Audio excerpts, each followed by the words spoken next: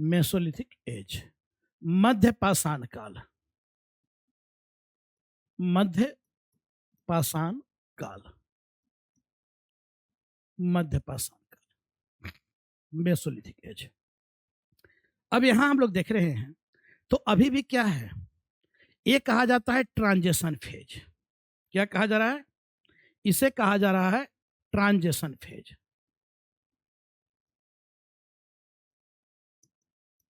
Transition phase यह क्या है?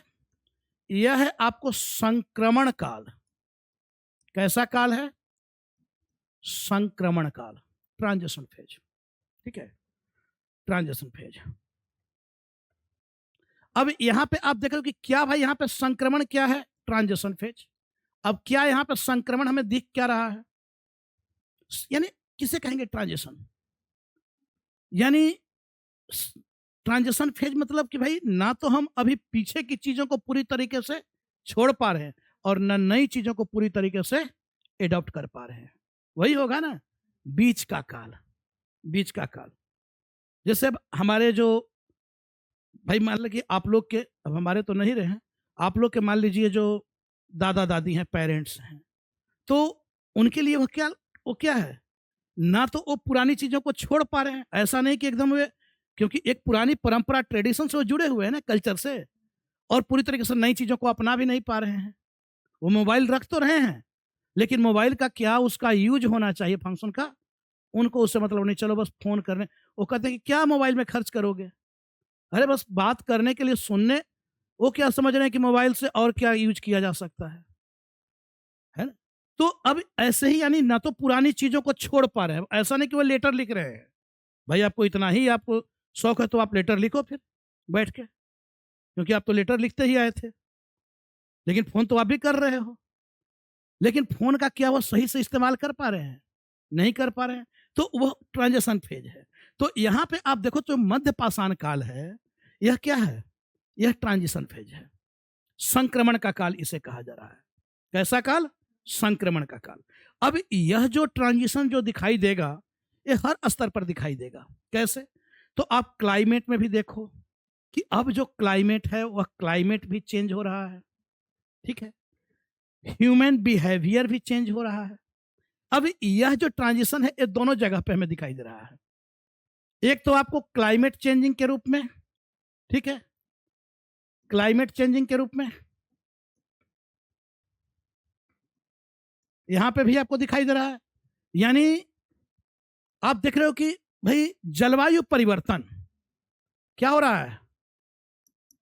अब आपको जलवायु परिवर्तन हो रहा है, चेंज हो रहा है जलवायु में। अब जो पहले जो एकदम बर्फ था, आइस था, अब धीरे धीरे हीट बढ़ा है। तो हीट बढ़ा तो अब बर्फ क्या होगा? बर्फ पिघलना स्टार्ट, अब वह मेल्ट होना स्टार्ट हो जाएगा, आइस। तो जब बर्फ पिघलना तो जलवायु में क्या होगा? अब चेंजिंग, थोड़ी हीट बढ़ेगी। अच्छा, अब जब क्लाइमेट चेंज होगा तो भाई सब कुछ बदल जाएगा, सब कुछ बदल जाएगा। अब सब कुछ, अब आपका शिकार बदलेगा, क्योंकि अब जब आइस एरा है नहीं तो अब छोटे छोटे जीव जंतु भी आएंगे। अब बर्फ जब पिघलेगा तो भाई हिमालय जो है हमारा, वह हिमालय भी तो भारत के संदर्भ में अगर हम देखें तो हिमालय भी तो बर्फ से लदा पड़ा है। अब वहां की जब बर्फ पिघलेंगी, मेल्ट होगा, तो उससे क्या होगा कि नदियां निकलेंगी, क्योंकि बहुत सारी अवसादों को काट छांट कर लाया जाएगा। जब हिमालय पर बर्फ पिघलना स्टार्ट होगा तो आज जितने भी हमारे रिवर्स हैं सब क्या है? हिमालयन रिवर्स हैं या नहीं? सब कहां से, उनका ओरिजिन कहां से है? हिमालय से है। तो जब बर्फ वहां से मेल्ट हुआ, वहां से आइस, तो अब सारे आपको नदियां निकलना। अब नदियों के द्वारा क्या होगा? तो जब नदियां जब निकलेंगी तो बहुत सारे अवसादों को बहा कर लाएंगी, मिट्टी उट्टी काटते हुए। उससे क्या होगा? उससे होगा उत्तरी गंगा का मैदान, उत्तरी उत्तरी मैदान का निर्माण। जो आप देख रहे हो कि जो नॉर्दर्न प्लेन है उसका निर्माण हो जाएगा, तो इससे उत्तरी मैदान का निर्माण हुआ। अब नदियां आई तो उसमें मछलियां भी आएंगी, मछलियां भी आएंगी। अब मछली मारना है तो मछली आप बड़े पत्थर से तो नहीं मारोगे, वो चॉपर चॉपिंग वाला अब नहीं चलेगा। अब पता चला कि अब हरियाली आया, पेड़ पौधे हुए, अब नदी है, पानी है, अब पानी आ गया, तो पानी आया तो पेड़ पौधे आए, सारा चीज आएंगे ना। देखो पूरे क्लाइमेट, ये क्लाइमेट चेंजिंग ने पूरे एकदम ह्यूमन लाइफ को चेंज कर दिया। अब हम क्या करेंगे, अब हम पर्वत से उतर कर इधर आएंगे, मैदान की ओर नीचे आएंगे, सुरक्षित ठिकाने में आएंगे। और सुरक्षित ठिकाने में आएंगे तो हमने देखा कि नदी भी है। अब चूंकि टेम्परेचर बढ़ रहा है, हीट बढ़ रहा है, तो हमें प्यास लगेगा, तो पानी की जरूरत पड़ेगी। अब हम क्या करेंगे, शिकार भी।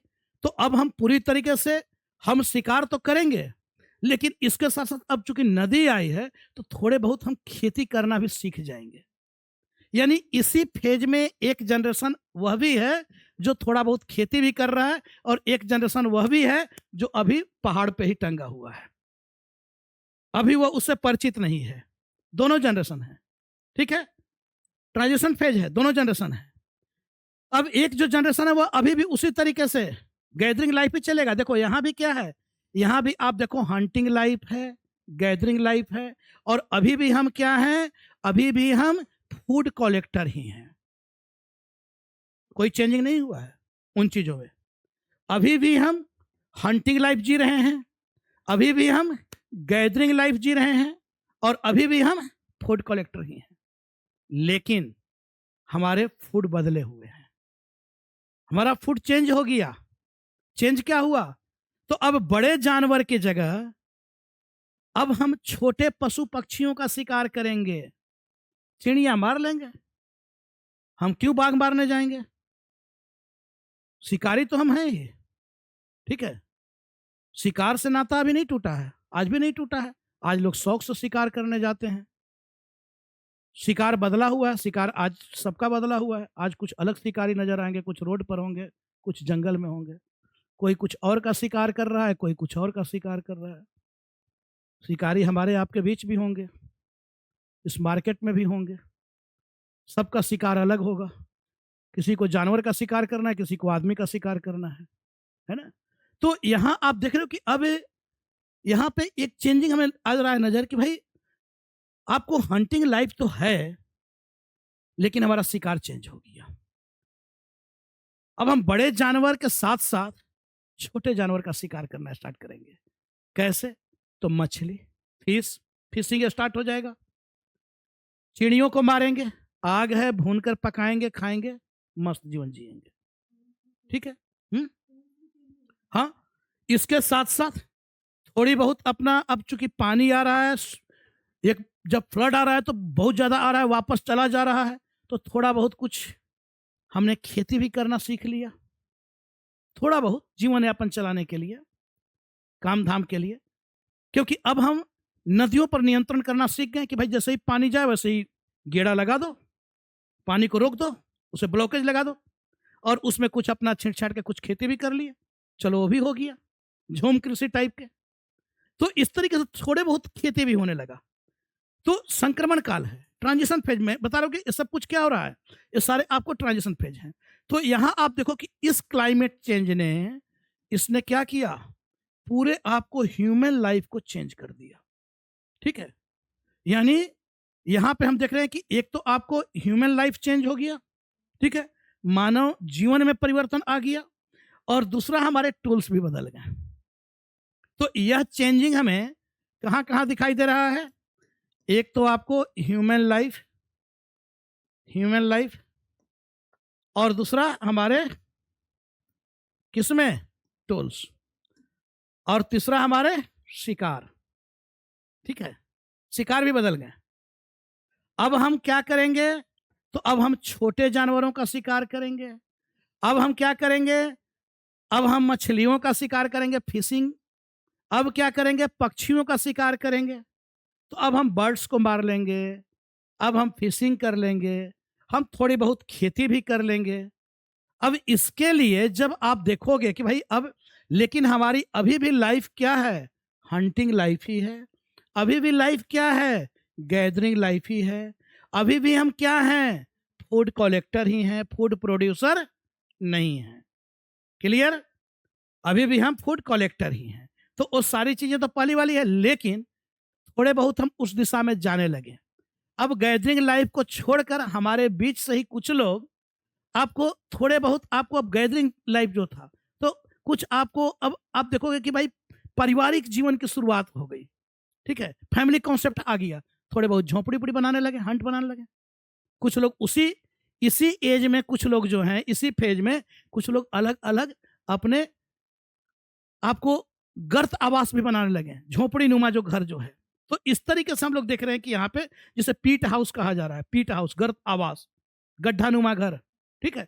तो कुछ लोग आपको वैसे रह रहे हैं, लेकिन मूल रूप से हम क्या हैं, गैदरिंग लाइफ ही जी रहे हैं, मूल रूप से हम हंटिंग लाइफ ही जी रहे हैं, मूल रूप से हम फूड कलेक्टर ही है। अलग चीज है कि हम धीरे धीरे फूड का प्रोडक्शन करने लगे, एग्रीकल्चर की ओर हम बढ़े, फैमिली कॉन्सेप्ट भी आया है, हम परिवार की दिशा में भी अब बढ़ने लगे हैं, सब कुछ हो रहा है, लेकिन बड़े पैमाना पर नहीं।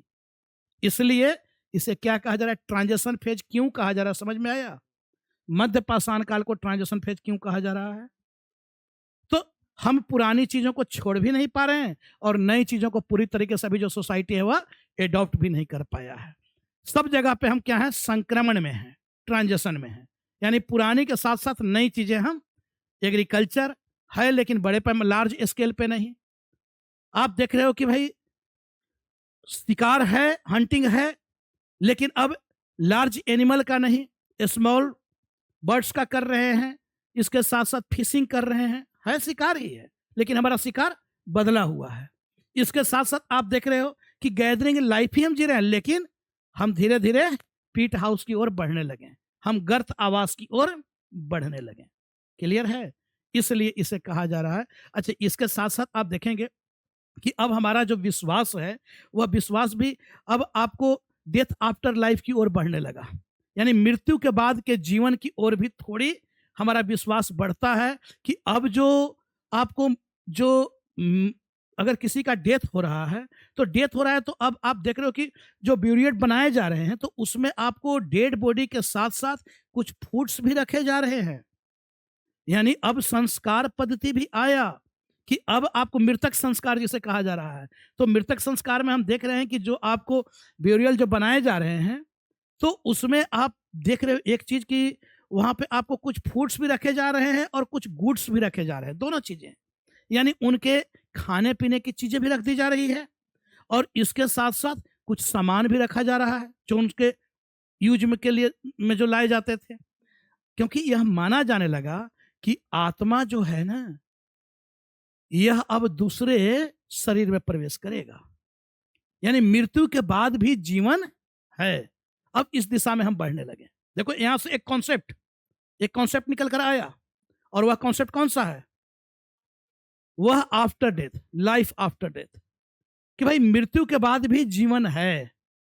तो मृत्यु के बाद जीवन है तो कहीं आत्मा भटके ना, इसलिए उसको हो सकता है नया रूप लेने में उसको टाइम लगे, तो इसलिए उसको क्या करो, तो उससे जुड़े कुछ चीजें रख दो, कुछ खाने पीने की चीजें रख दो, कुछ औजार रख दो, तो उसके कब्र में अब वो सारी चीजें रखी जाने लगी, जैसे कि आत्मा भटके ना, रात में परेशान ना करे, यानी अब उस दिशा में हम बढ़ने लगे। ठीक है, लाइफ आफ्टर डेथ की ओर हम बढ़ने लगे। तो आप देखो कि पूरे बदल गया है, नहीं बदला है ट्रांजिशन फेज। कुछ लोग ऐसे ही छोड़ दे रहे हैं लेकिन कुछ लोग यह भी मान रहे हैं। तो इस तरीके से इसी कारण इसे क्या कहा जा रहा है, इसे आपको ट्रांजिशन फेज के नाम से जाना जा रहा है।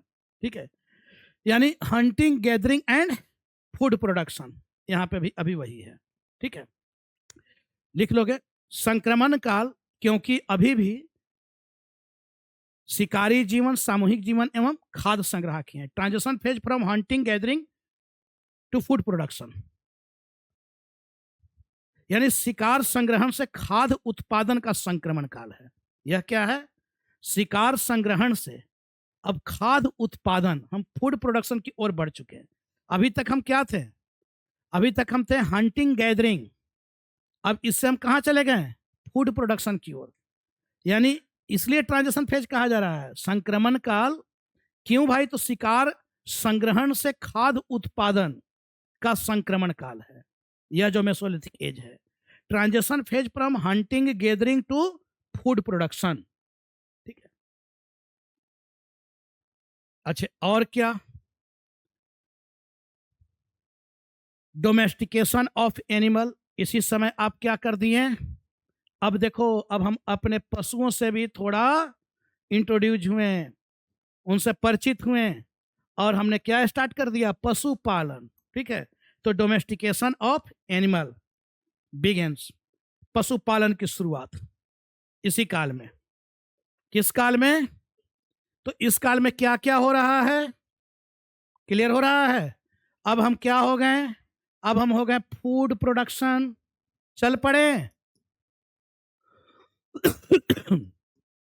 फूड प्रोडक्शन,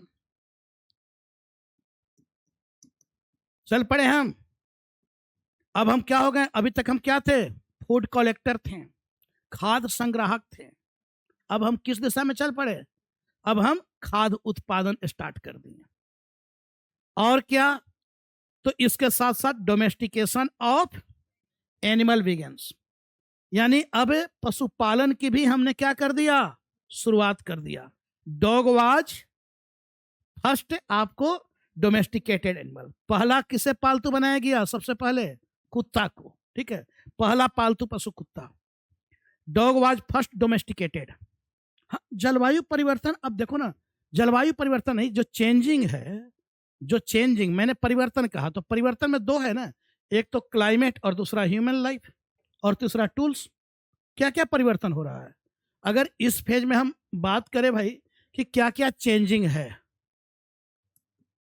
तो चेंजिंग में आपको यही दिखाई दे रहा है ना, एक तो क्लाइमेट, क्लाइमेट, दूसरा क्या चेंजिंग है, ह्यूमन लाइफ, तीसरा क्या है, टूल्स, यही है ना। अब यहां पे एक एक करके देख लो, क्लाइमेट क्या हुआ, अब पहले के वनस्पत क्या होने लगा, हीट हुआ, टेम्परेचर बढ़ा। ठीक है, दूसरा ह्यूमन लाइफ में क्या हुआ, पूरा बदल गया हमारा, हम क्या हो गए, फूड कलेक्टर हो गए। हमने क्या स्टार्ट कर दिया, डोमेस्टिकेशन स्टार्ट कर दिया, पशु आपको यानी पशुओं को पालतू बनाना स्टार्ट कर दिया। हम क्या हो गए, तो अब धीरे धीरे फैमिली कॉन्सेप्ट हमारे अंदर आने लगा। हम क्या हो गए, अब आपको लाइफ आफ्टर डेथ की ओर बढ़ने लगे, मृत्यु पर्यंत जीवन में विश्वास बढ़ने लगा। तो यही सब चेंज हो रहा है ना मानव जीवन में, और क्या परिवर्तन होगा। टूल्स क्या हो गए हमारे, पूरी तरीके से टूल्स बदल गए, क्योंकि अब हम कैसे औजार का इस्तेमाल करेंगे, अब हम माइक्रोलिथ, माइक्रोलिथ हमारे जो टूल्स हो जाएंगे वह कैसे हो जाएंगे, माइक्रोलिथ। तो अभी क्या आपने लिखा पहले, क्या हम लोग लिख रहे थे, ठीक है, डोमेस्टिकेशन ऑफ एनिमल बिगिंस, यानी आपको क्या, तो पशुपालन की शुरुआत हो गई, और सबसे पहला किसे बनाया गया, पालतू, तो सबसे पहले आपको कुत्ता को पालतू बनाया गया। ठीक है, डॉग वाज फर्स्ट डोमेस्टिकेटेड। ठीक है, अर्लियरेस्ट एविडेंस, सबसे पहला साक्ष्य इसका, कुत्ते का यानी पालतू बनाने का सबसे पहला साक्ष्य, अर्लियरेस्ट एविडेंस एट आदमगढ़, कुत्ते को पालतू बनाने का सबसे पहला साक्ष्य आदमगढ़ एवं बागोर से मिला है। Earliest evidence at Adamgarh, Adamgarh कहाँ है, ब्रैकेट में MP Madhya Pradesh, and Bagor Rajasthan. Dog was first domesticated, earliest evidence Adamgarh, सबसे प्रारंभिक साक्ष्य कहां से, आदमगढ़, आदमगढ़ कहां, मध्य प्रदेश, एंड बागोर राजस्थान, BAGHOR, बागोर, बागोर, बागोर, ये कहां है, राजस्थान। तो दो जगह से हमें सबसे पहला साक्ष्य कहां से मिल रहा है, एक आपको आदमगढ़ मध्य प्रदेश और दूसरा बागोर राजस्थान से, सबसे पहले जो कुत्ते को पालतू बनाया गया। क्लियर है, तो इस समय एक चीज तो यह हम लोग देख रहे हैं। दूसरा आप देखें, अब इस समय के जो टूल्स हैं वह टूल्स कैसे हैं, तो माइक्रोलिथिक टूल्स। ठीक है, माइक्रोलिथिक यानी अब जो हमारे जो टूल्स हैं वह कैसे हो गए, वो हो गए आपको सूक्ष्म, सूक्ष्म। ठीक है, सूक्ष्म उपकरण, माइक्रोलिथिक, माइक्रो सूक्ष्म उपकरण, यानी अब हमारे औजार कैसे हो गए, सूक्ष्म औजार, यानी माइक्रो नहीं कहा जाता है, माइक्रो, माइक्रो, तो माइक्रो मतलब एकदम छोटे छोटे औजार, थोड़े नुकीले होंगे, यानी यहाँ जो आपको जो अब टूल्स बनाए जाएंगे, जो औजार होंगे, वह कैसे होंगे? अब यहाँ के जो औजार होंगे वो आपको माइक्रो होंगे, माइक्रो, आपको माइक्रोलिथिक टूल्स, थोड़े छोटे हो जाएंगे, सूक्ष्म उपकरण, और जियोमेट्रिक टाइप के आपको ज्यादा दिखाई देगा, ज्यामितीय प्रकार के ज्यादा। ठीक है, यानी यहाँ जो टूल्स होंगे वह कैसे होंगे? Geometric types.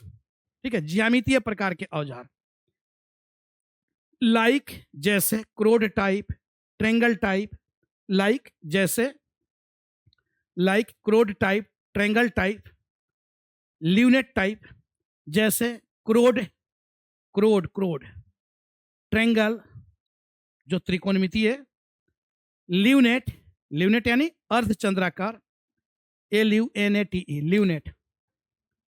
तो यहां हमें कैसे कैसे मिल रहे हैं, कैसे कैसे टूल्स? तो यहां आप देख रहे हो कि टूल्स कैसे मिल रहे हैं हमें।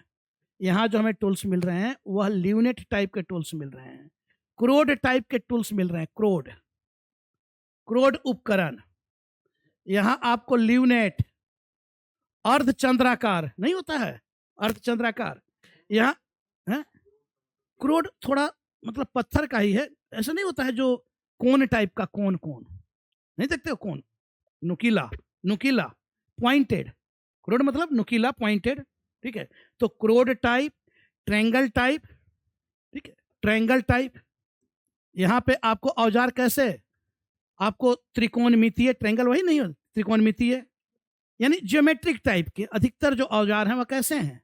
ज्योमेट्रिक टाइप के हैं, क्रोड हैं, ट्रेंगल हैं, इसके साथ साथ ल्यूनेट है यानी अर्धचंद्राकार, पत्थर के ही बनाए जा रहे हैं।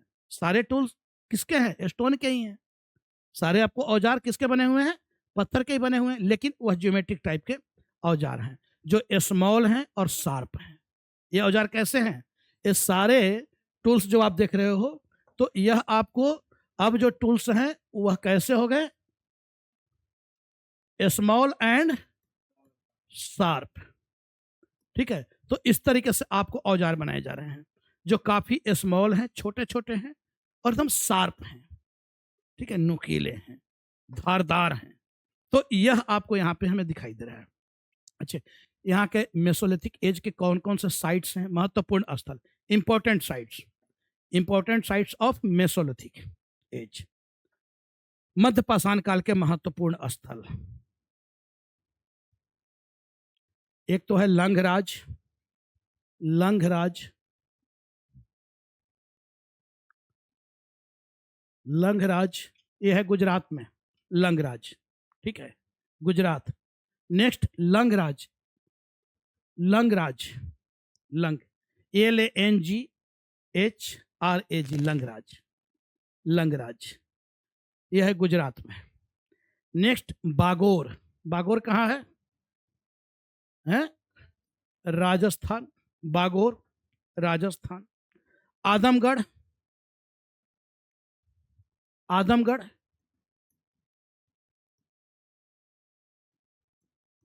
यह कहाँ है? मध्य प्रदेश। यह कहाँ है? राजस्थान। ये कहाँ है? गुजरात।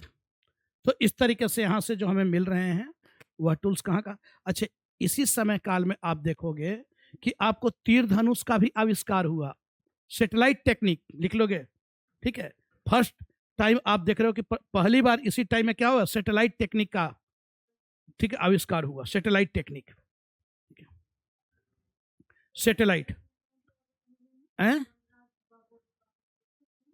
टूल सब वही सब मिल रहे हैं, यही सब मिलेंगे और क्या मिलेंगे, सब वही क्रोड टाइप के, ल्यूनेट टाइप के, ट्रेंगल टाइप के, और क्या टूल्स तो वही होंगे ना। यानी सैटेलाइट टेक्निक का कहा जाता है कि भाई तीर धनुष का आविष्कार इसी काल में हुआ। ठीक है, प्रक्षेपास्त्र तकनीक, प्रक्षेपास्त्र, सैटेलाइट का मतलब क्या, प्रक्षेपास्त्र, तो प्रक्षेपास्त्र टेक्निक इसी टाइम में आपको आया। ठीक है, एक नया, आप देख सकते हो कि एक नया आविष्कार आपको दिखाई दे रहा है और वह है सैटेलाइट टेक्निक। ठीक है, प्रक्षेपास्त्र तकनीक का आविष्कार लिख लोगे, प्रक्षेपास्त्र तकनीक, जिसमें क्या है, तीर धनुष।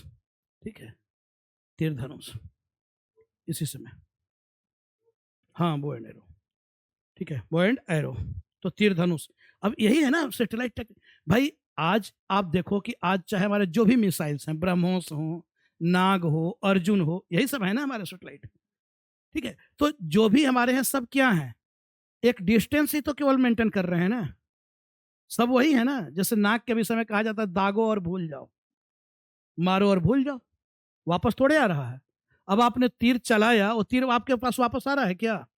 लेकिन अब आपने क्या किया कि एक डिस्टेंस आपने बढ़ा लिया, कि अब आप सुरक्षित तरीके से दूर बैठकर आप शिकार कर सकते हो, यही आपने किया ना। अभी तक हमारे पास क्या था कि किसी को मारने के लिए पास में जाना पड़ता था, पता चला वह हिंसक हुआ तो हमें ही पकड़ के मार डाला। अब हम क्या कर रहे हैं, अब दूर बैठकर एकदम, गुलेल भी आ गया। अब पक्षी मारना है तो कैसे मारोगे, बर्ड्स को मारना है तो कैसे मारोगे, तो गुलेल। तो अब आप गुलेल से मार रहे हो।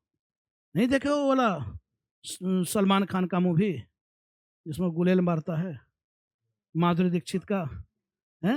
तो वो गुलेल वहां पे नहीं मारा जा रहा है, कमर पे नहीं मारने के लिए है, वो गुलेल आपको शिकार करने के लिए, पक्षियों को मारने के लिए। कौन सा मूवी था? ठीक है, हम आपके हैं कौन। हाँ, देखो याद है मूवी।